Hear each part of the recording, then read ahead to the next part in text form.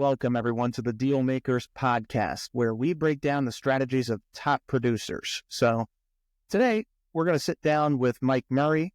Today's episode is going to talk about him building the Murray home team into a top producing force to now leading at Compass and becoming a manager and what that entails.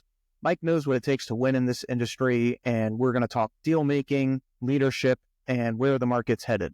Let's get into it.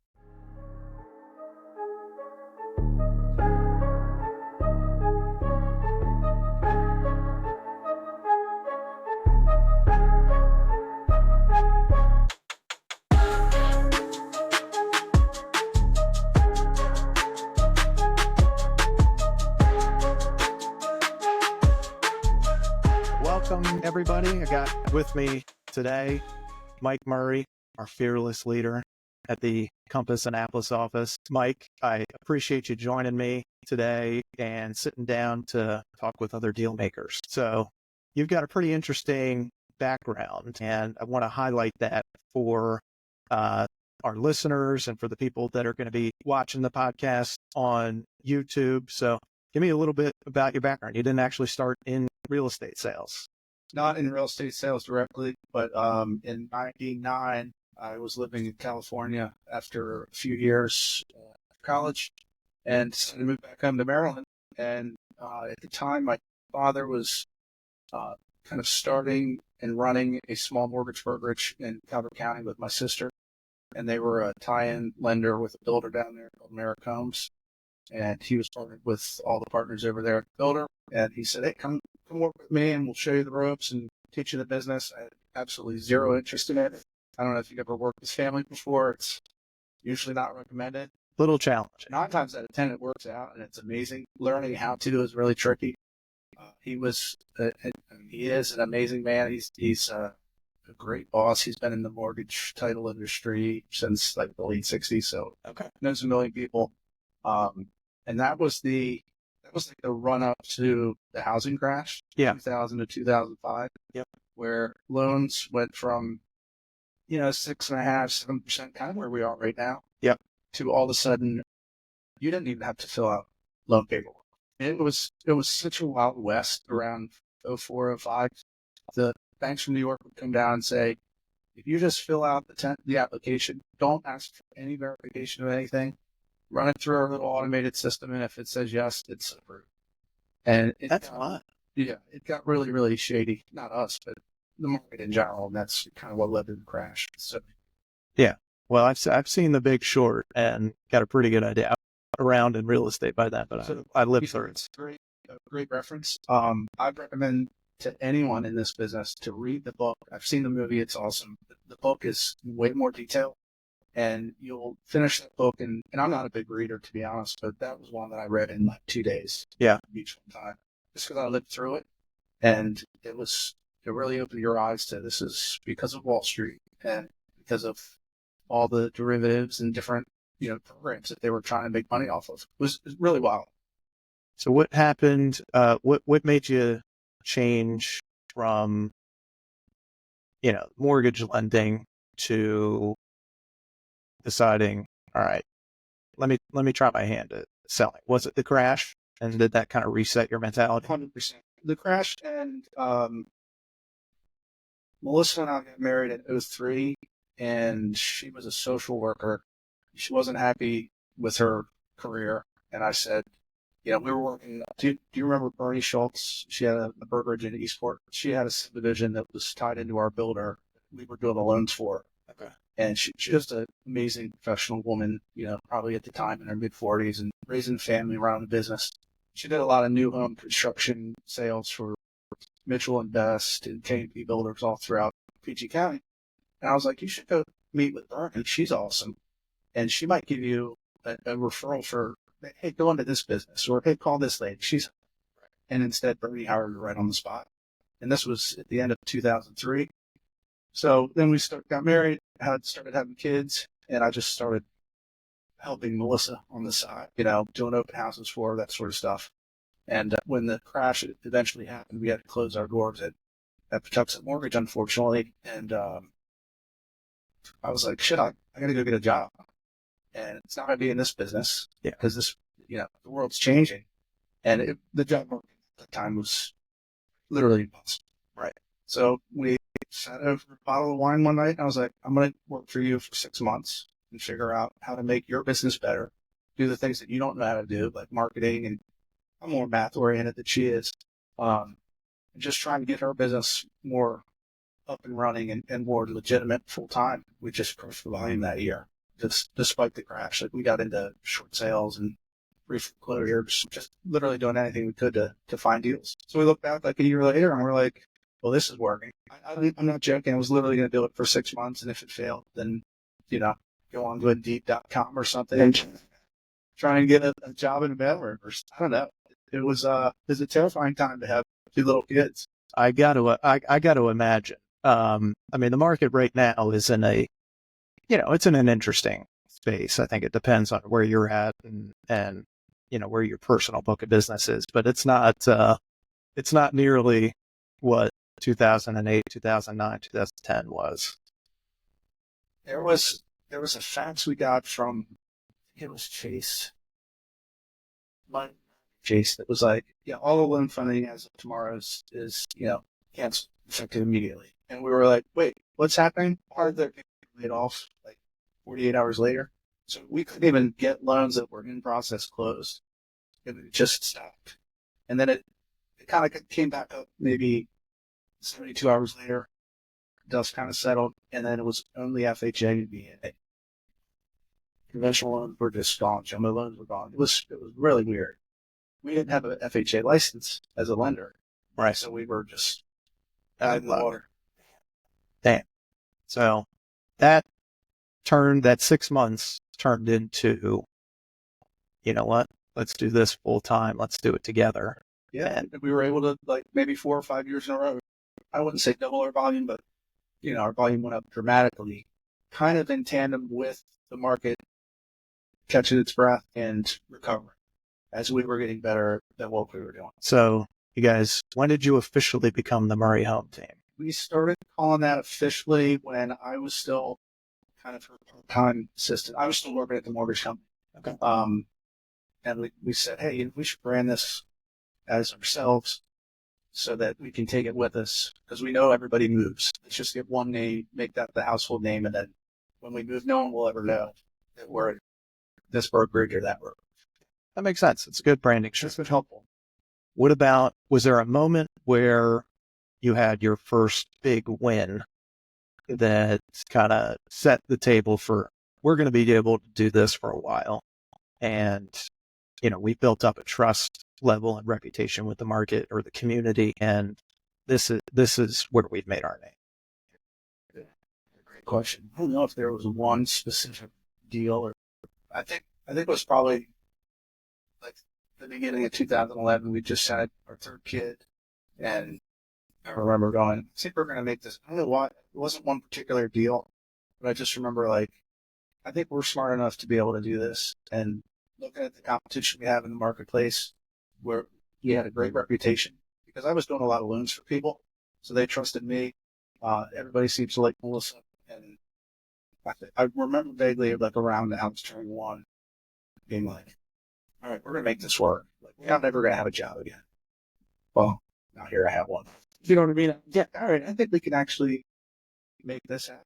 And we're not big. We're pretty frugal. We're not big spenders. We like to go on vacations, but other than that, we don't have, real fancy cars or, and stuff. So we save a lot.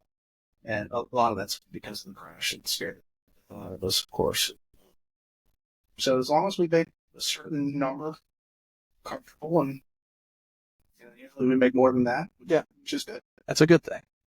What would you say the secret sauce is for you guys? Is it customer service, tech savvy, marketing, personal touch? I think us, especially in the early years, is that the two of us are so totally different. You could get her, Melissa, in a room, and she could talk for an hour, and people love her. They think she's funny, and she talk about design and color scheme and all that. That's not really my jam. I'm more data oriented. Let's set out a step-by-step marketing plan. And whenever you meet a family in their house to do a listing appointment, if you're only one of those, you only have 50% chance of getting it because that person at the other side of the table might be a data-oriented person. But if you're the design person, you might not be able to communicate. We were really able to like figure out in the first 20 minutes of an appointment, oh, the husband's in charge of this one, and he's a CPA. So then I would just kind of, yeah. Other times we'd go into appointments, and after 10 minutes, I wouldn't say another word for an hour. And they just look and listen, and it just worked. That's cool. So it's having a variety. It's kind of like a menu of options. Sure. You know what I mean? So you guys do that on purpose, to be honest. That's just how it worked out. Personality. Yeah.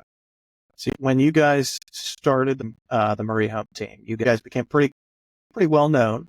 You've sold over 600 houses together. At your peak, selling around 50 houses a year, you were ranked number one Coldwell Banker team in 2016 in Anne Arundel County. We talked a little bit about your client first mentality and kind of adopting personalities based on what the customer's needs are. What other kind of marketing tactics did you guys use? Were you early adopters of digital ads or just working that network really well?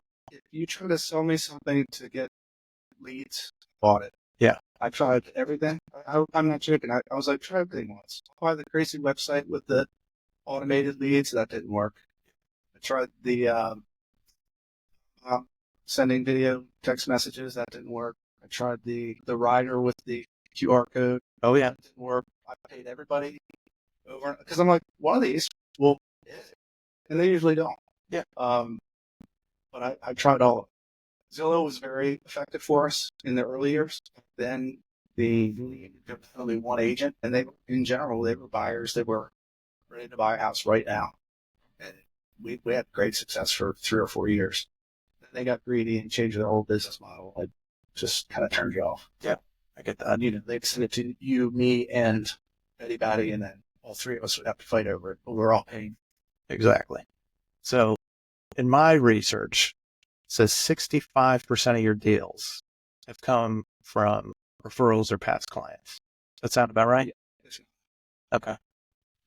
It's been 22 years.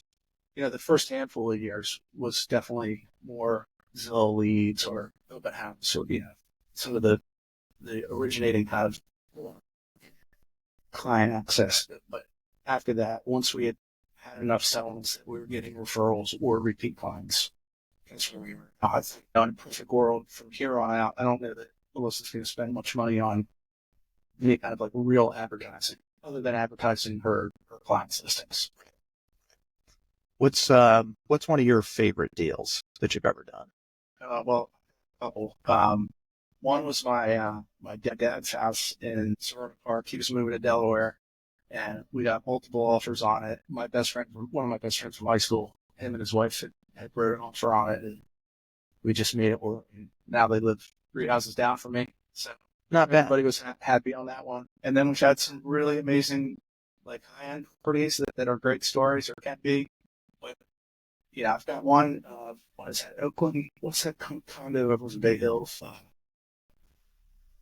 Oakland Hills. I know what you're talking about. Yeah. I have a woman that she wanted to buy the house from her landlord, and I knew her son from high school, and he called me. He was living out of state. He's like, "Can you help my mom with this?" And I'm like, "Yeah, I'll do this for free." Like she just wants to buy it from the landlord. Right. She paid me an entire commission, which I don't know why, because I was like, I appreciate it. Eventually, it's just calm back. She ended up passing away a couple years later and resold it again. But it was one of those where you're just able to help someone that was not home, that was in her 60s. It was, I'm assuming she was divorced. She was a single woman. It made her a homeowner. It just gave her so much pride. And it was just like, very $80,000. It wasn't a huge amount, but it was one of those that, it was along with a lot of first-time home buyer deals. Those are the ones that feel good. I got to agree with that because in my experience, I mean, you see real estate on TV and it's, gaudy commissions and everything else. People think that this business is all about making money. And there's certainly some agents that treat it that way where it's just strictly a dollars and cents thing. But there is a really incredible feeling that you get when you've helped somebody get something that they yeah. No. So, or on the other side of, I lost my parents. Yeah. Can you get rid of the family home? I'm heartbroken because this is where me and Miss Lewis grew up. And when you help someone make the transition, that can be super rewarding. yeah, it can be. It's a tough business. It gets a lot of, it gets a lot of flack sometimes because there's a pretty low bar of entry to get into it, as you're aware. But when you're able to establish yourself as a market leader and do it on actual client service, it's a really nice and rewarding feeling. The commission certainly helps. That makes things feel better, but it's not everything. I think actually making the connections with people is the main driver for me, at least. And it sounds like it is for you too. Yeah, I can remember we were at a conference in Florida when I was with Coldwell Banker, and there was a guy named David Marine who was their marketing director or some position like that. He's on stage, and he did a whole survey of where we rank in the eyes of the public, and we were below lawyers. And we were, no offense to any lawyers out there, but you know what I mean? Like that's how low we are.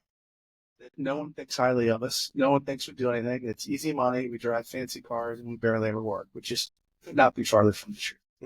No, I think there's a lot of, I'll speak for myself and some other agents that I know. There's a lot of work behind the scenes that just sometimes it doesn't get communicated to the clients. The client's only going to know what they know through what you're telling them. And I would say 90% of the stuff that we do behind the scenes is not stuff that gets communicated. We do that to ourselves too because we don't want to bother them. Right. We want to make sure that the job is getting done, but we don't need to work because they're all filled with worry, whether they're buying or selling. They're always very anxious. So it's like, hey, if I can just do this behind the scene to get this done and tell them. Agreed. Not make a big deal. Well, exactly. And I think there's some of that, it kind of, at least in my mind, it feels a little self-serving sometimes to be like, all right, well, here's all the things that I did. But at the same point, I completely agree with you. I don't want to bother people because I already know they got their own stuff going on. And, maybe that's a detriment to my business because people do like communication. There's a line that you got to teeter between being over communicative and just telling people what they need to hear when they need to hear it. And it sounds like you found a pretty good balance in that. And might have opened up a can of worms too. Well, that's true. That's true. When you're like, hey, I put the sign in the yard, and then they're like, oh, while I've got you on the phone. Exactly. You transitioned, probably, was it a little over a year ago, from a top producing team manager to now you're running this office. What's that? It's been 14 months. Yeah. November 23 until now. What's that transition been like? It's been hard. It's not been easy. It's totally different. As I mentioned earlier, saying, hopefully we don't ever have to get a job again. Yeah. Being accountable to people other than your partner, which was my wife, having to be somewhere physically, having to be prepared to answer questions to people above you and below you, right? It's fun. I like it. I think it wouldn't be fun if I didn't like the people here in the office, right? We have a pretty unique office that we're small and mighty, and we've got amazing producers, but they're jerks. Yeah. Yeah. Not to cut. You know what I'm saying? Yeah. You can cuss on this podcast. We're a cuss positive podcast. Doesn't have that one that just walks down the hall. Yeah. Hands everybody's attention immediately. Everybody here pretty much wants to work together and help each other. That's kind of the only reason why I left. Agree. It's a nice culture. What led you from, was there is it something that you've always thought of doing, or is it something that just the opportunity came up and you thought, you know what, let me give it a shot? What was that moment? I did sales management training with the previous broker, which was Coldwell Banker. Went through their program, and I wasn't really sure if I wanted to do it. I just wanted to find out more about it. And they had offered me a spot in Baltimore. It was just way too far from home, too much of a commute. I would have been in my car the whole time. So I passed on that, and then we ended up coming to Compass, which is frankly the best decision we ever made. I think this place is going places, trust me. And I think our office here was originally a temporary office over in place. We were in time of transition. We were trying to get into a new place. We weren't really seeing the growth that we would have had immediately, like so many other markets did. And we still had a core group of, included, of awesome agents. And, just talking with management, we figured we would give it a try with me and see if we could grow the office a little more quicker and,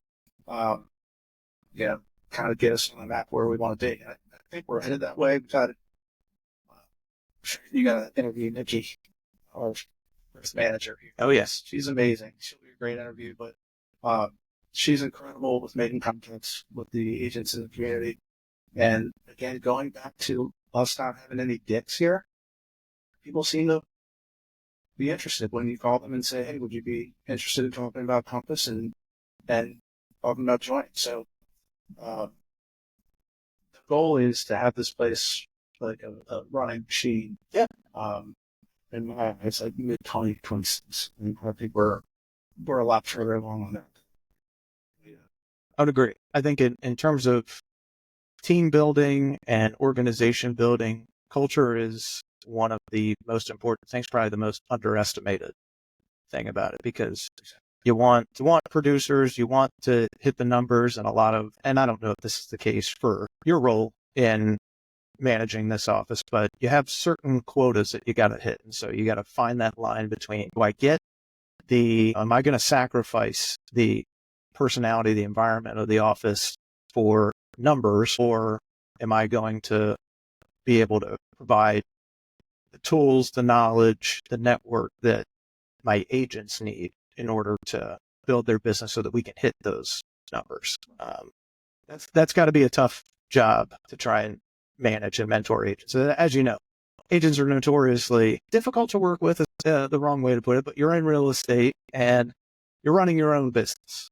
And it's not a lot of people that get into real estate have strong personalities, or I'll be able to, run my own business, create my own life, create my own clients. And so it's kind of an interesting job because we're technically all, 1099 contractors that work under this broker umbrella. Yeah, managing 30 1099 contractors for themselves. Exactly. I mean, you're not actually managing them because they don't work. It's got to be incredibly difficult. So your job right now is to mentor agents, help them leverage the tools that are available. And you got to balance, like I just said, that the growth and ethics of the office. And that's tough, man. Yeah, I would say a couple of things. First, I made a mistake with the management that I thought it would be a little bit more of a regular schedule. Yeah. And a little bit more freedom on nights and weekends and family. Well, my wife is still a 1099 real estate team leader. So her 24/7 calendar hasn't changed. And all the agents in the office, when are all their problems? They're at night. They're on Sunday morning when the shit hits the fan. And that's when the fires need to be put out. So now I get the 9 to 5 job plus all of the overtime and evening weekends. That's got to be incredibly enjoyable. Right. And then the other thing is, it's can't really manage people that don't work for you, right? Right. All you can do is help them and be there for them to talk them off the ledge or to tell them something they don't know. But really, this job for us in our company is different than most brokerages. I'm not a designated recruiter in any way. Sure, I want to make connections with agents, but I don't get paid on recruitment. Where the majority of traditional brokerages, that's like 75% of their job. Right. Not to manage the existing agents, it's to go find more. I wish that's a fine model. It's just not the one we have. I am more of a caterer that's party planning. Sure. That has to know all the laws and also have great ideas for scenarios of how should I do this, right?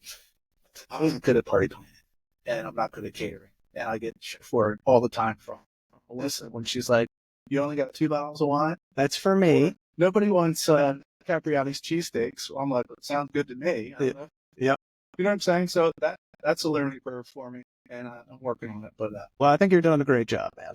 Appreciate it. So let's talk about the state of the market. I want your take on some of these trends. We're still pretty much in a seller's market.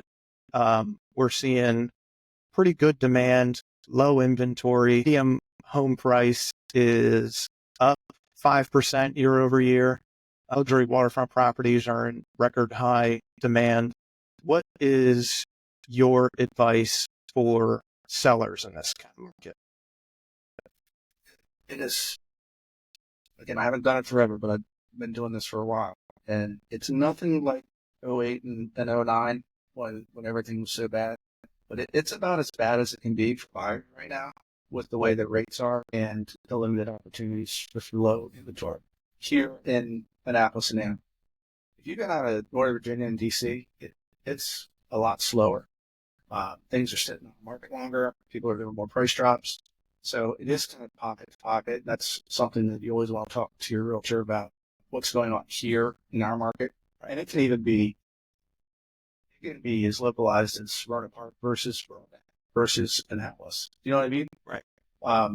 If you put a house in the market in Smyrna Park right now that has 4 walls and a roof, there's going to be 5 offers. I mean, Oh, yeah. it's still insane. It's exactly like it was in 21 and 22, but probably worse.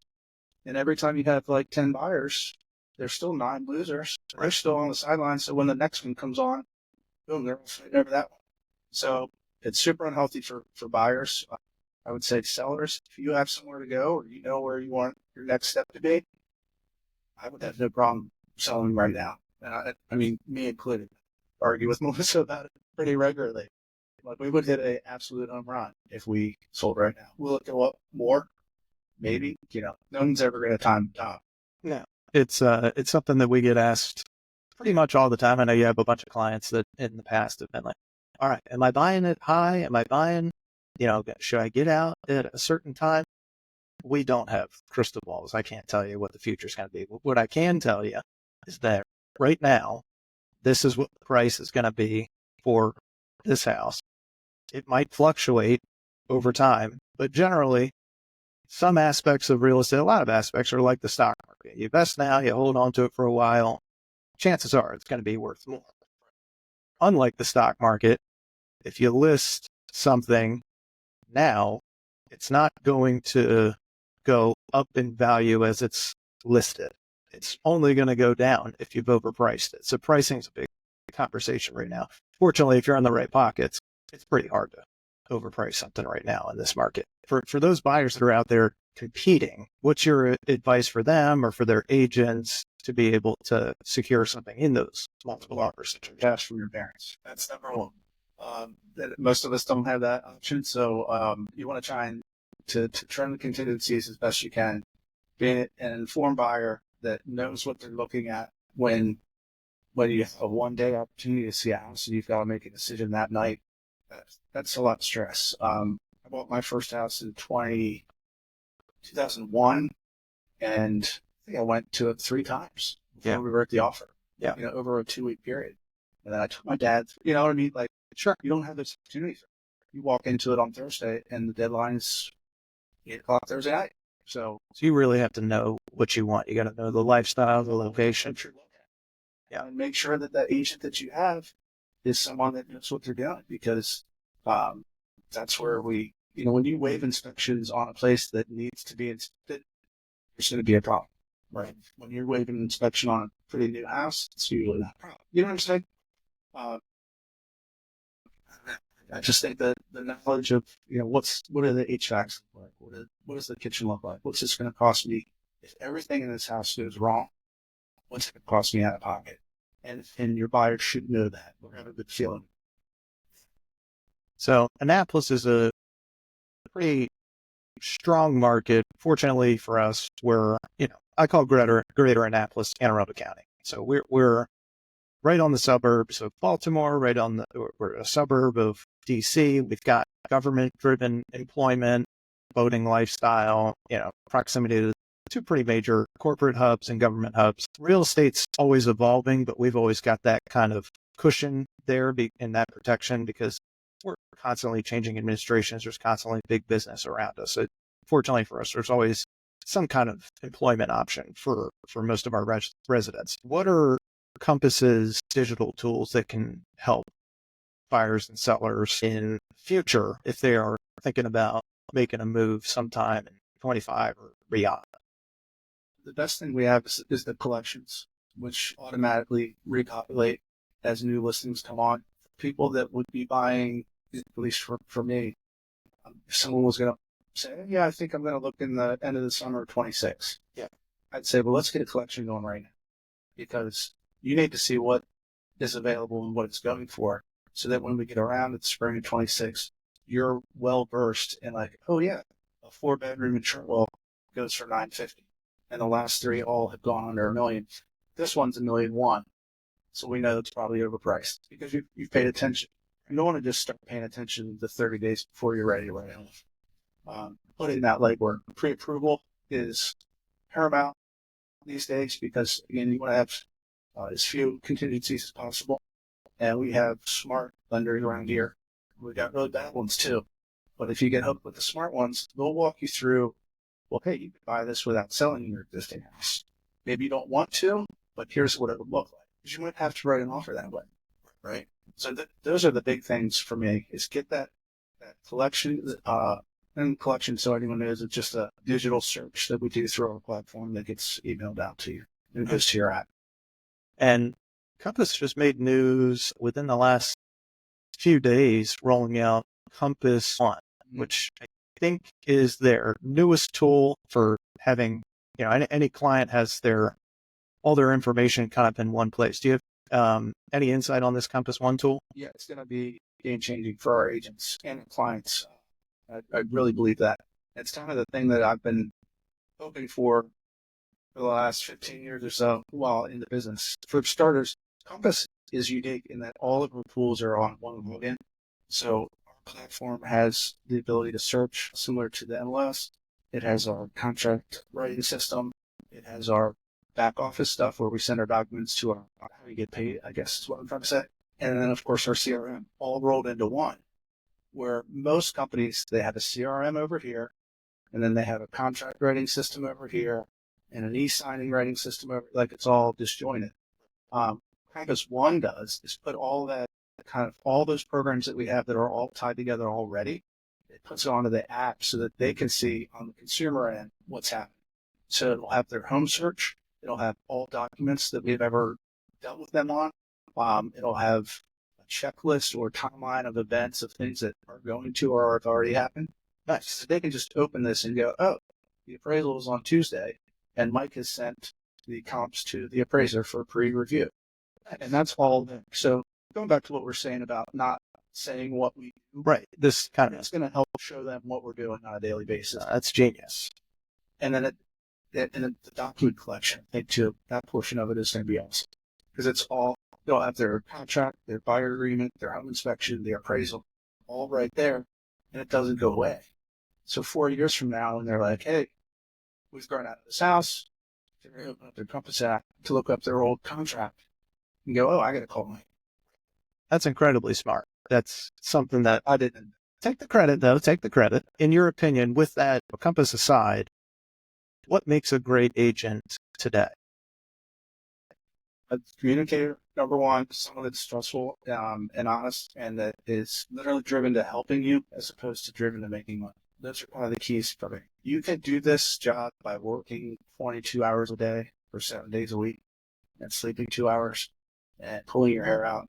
And you can also do this in a very organized, leisurely way, as long as you cover all those things.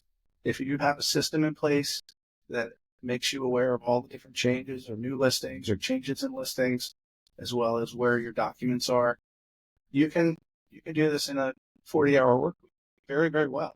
And I think that's one of the things that most agents struggle with is their time versus their business's time, and they can't separate. Yeah. And they're answering the phone at 10:30 at night. If you have the system set up, you can do it so that you do have your own private time. Yeah. Well, I think I hear this a lot with agents, especially ones that are getting into the business. They want to create their own schedule. They want to, work when they want to work. We hear that all the time. I'm sure you talk to new agents a lot. And ultimately what ends up happening, at least for the first couple of years, and I'm certainly guilty of this, the business ends up running you. To start, how you can do it if you're not just balls to the wall. You have to start. And then at some point you can transition that and start getting more organized and time blocking and all that stuff. But it does get hard. And, it certainly is a case by case thing. too. If you have a luxury client that wants to go and you can't get a hold of them, but they finally reach out and say, hey, I got to go and see this house. I know it's only 30 minutes notice, but is there any way you can get us in? Chances are you're finding everything to go and get them into that house because you want to get the sale. But it's tough finding that balance. Melissa literally she wrote an offer or ratified an hospital in Arnold here in Annapolis when she had a C-section for her second child. I don't know, 12 hours earlier. Yep. And she's got her laptop out, and I'm like, let me handle that. She's like, no, because I got it. Perfectionist. She wanted to do it, and she sitting there with her laptop and gets it signed.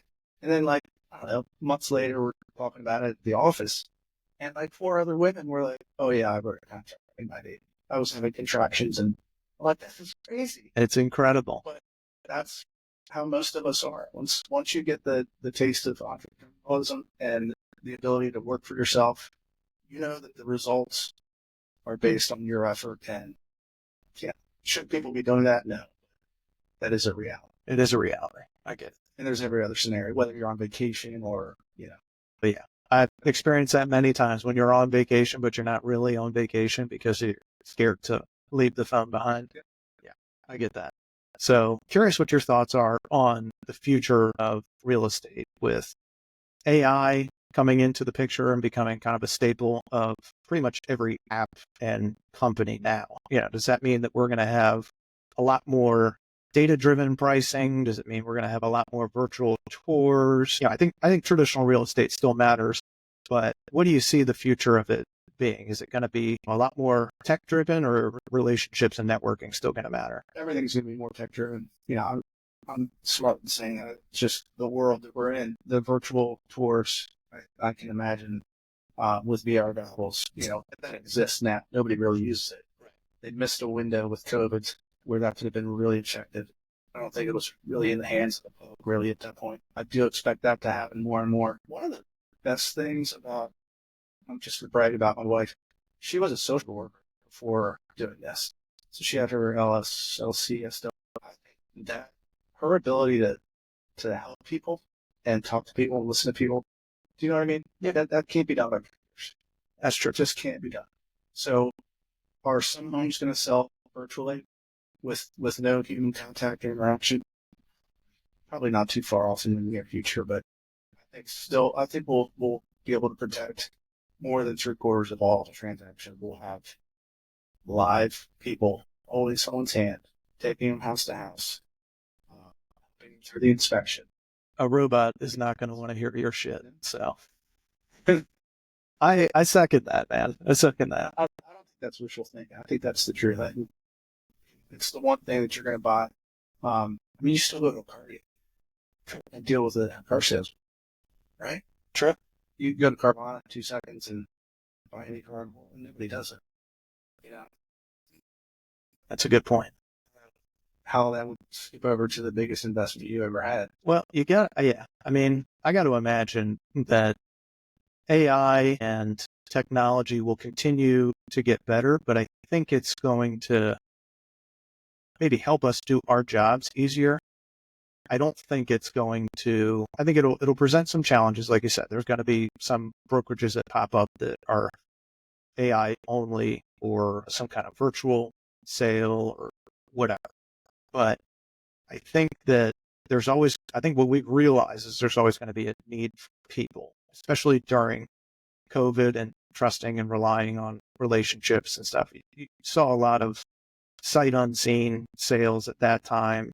I don't see a world in where tech pushes agents out of the frame. I think it does eliminate bad agents or people that do this part-time for, 1 or 2 deals a year.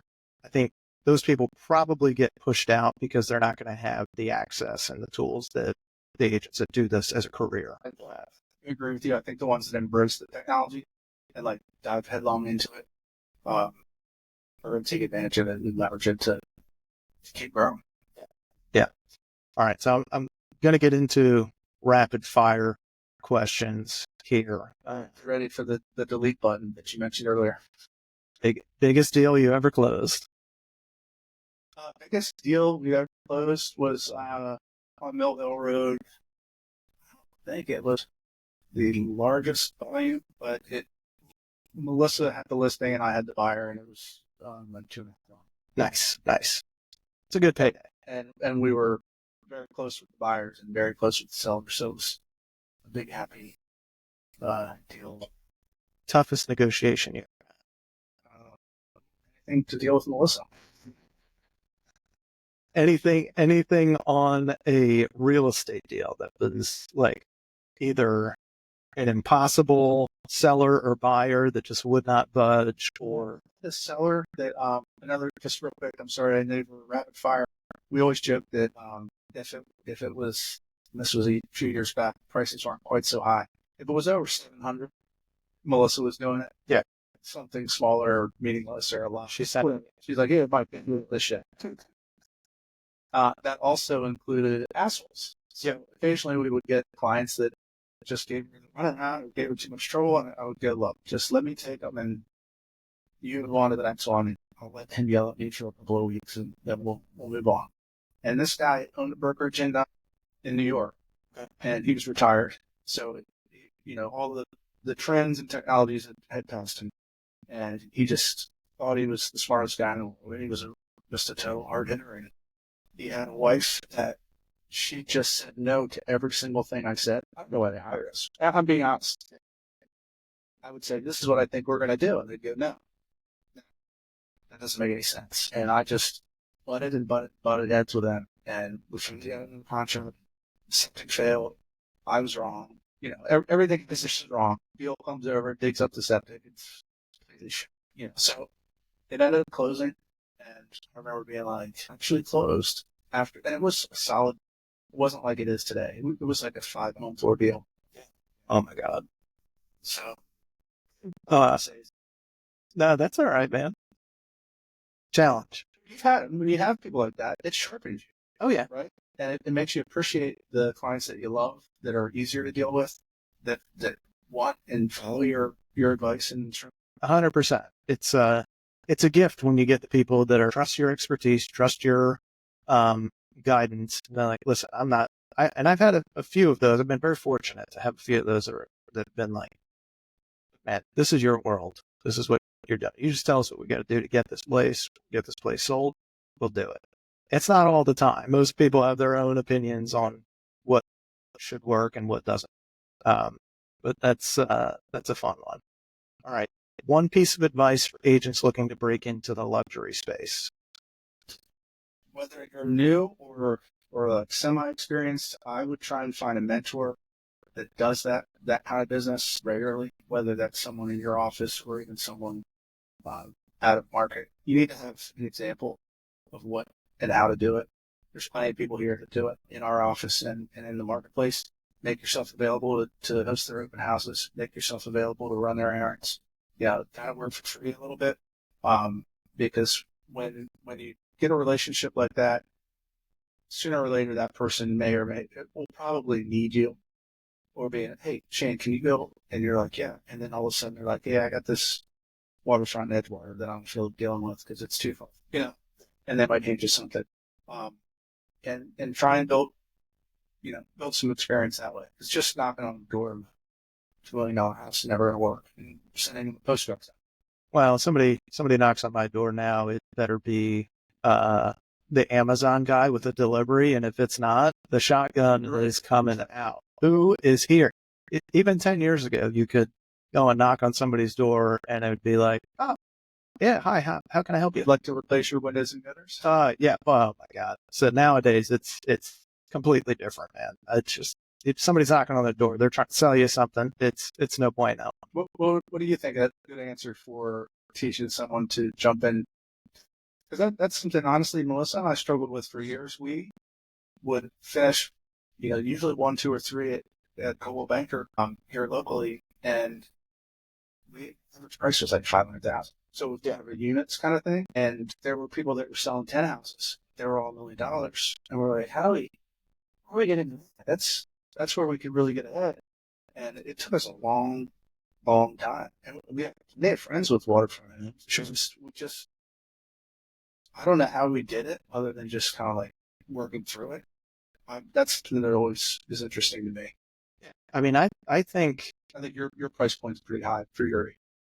for my age, it's high. I think a lot of it is putting yourself in the right place. So you said it perfectly. I think, attaching yourself to somebody that does that space consistently, tracking what they're doing, going and touring these houses, even if you don't have a client for it, it's important to kind of see what's out there, and then talking about it, I think, is a big thing, especially now in the social media age. You also have to be in it for a while. And that's a hard thing for agents starting out, especially, to understand, is that, and I was telling somebody this the other day, when you get into real estate, most people are idiots like me, where they think, I got my license, therefore people are going to be lining up out the door to be listing their homes with me. And that is not the case. Isn't my phone? What? Exactly. So what people don't understand when they first get into it, it's a hard business. It's got a crazy attrition rate. So after the first 6 months, 80% of the people that have their license without, most of them aren't making a sale. So you have to be in that space, I think, for at least 2 years as an agent before people even recognize you as an agent. Even that includes people in your family and your network, because they're going to know you as whatever you were before you got into real estate. Most people getting into real estate is a great idea. It's just not something that they're prepared for. Right. And it's usually a second or third career for a lot of people. So when it comes to breaking into the luxury space, I think you've got to have time under your belt before you can even do that, especially if you're somebody like, I'm in my mid-30s now, and it's still something that I want to spend even more time in. I think it's a smart way to work if you have the connections to do it, because obviously your average price is higher. But there's also a lot more risk in doing it, because if you do a bad job, people with money know other people with money, and it's a tough conversation to have with somebody if you don't do it. And are generally more expensive in terms of marketing listing. 100%. Obviously, we're in a different market right now than we have been over the years. If we're talking about having a listing that's going to take 180 days to sell, which was very common from 2003 till 2020. Exactly. You've got a huge financial outlay that's out there on the hopes that it sells and goes to settlement. Exactly. So if you get 5 or 6 luxury listings and the market cards, you could be in a pickle. Exactly. Yeah, so exactly. More risk. One last question here before we let you go. Favorite place in Annapolis to celebrate a big deal? I love gigs. Well, not what I was expecting, but good for you. I don't know. We've been going there forever. Good friends used to work there, not more, but Melissa and I just went on Saturday night, as a matter of fact. But I just like being with family or friends, and getting a cocktail somewhere. Davis is probably I was just out and getting older. Standing up in a bar for 2 hours is no longer interesting to me. Yeah, I feel you, man. And I do love McGarry's, of course. It's always one of my all-time favorites. Well, I appreciate your time, and I think this is very insightful for people. So is there anywhere that people can find you on social or just like that? Melissa on Instagram on the Murray Hunt team. That's probably the best place. Awesome. I need to rework all of that now that I'm not officially selling. That's her site. That's where she's got her good site. That's all good, man. Thank you very much for joining us today, and good luck.